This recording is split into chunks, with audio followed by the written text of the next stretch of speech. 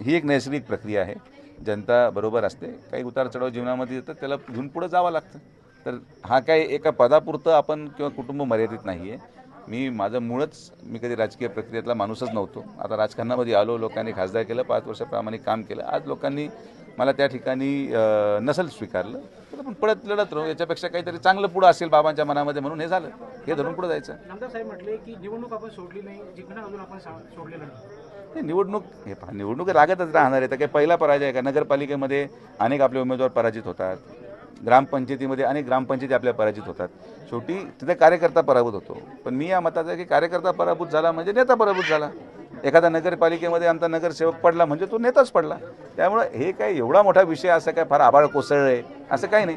तर सरपंच सांत्वन करायला तसं कोणी जात नाही, नगरसेवक सांत्वन करायला जाते. तर माझं सांत्वन कोणी करायचं कारण नाही.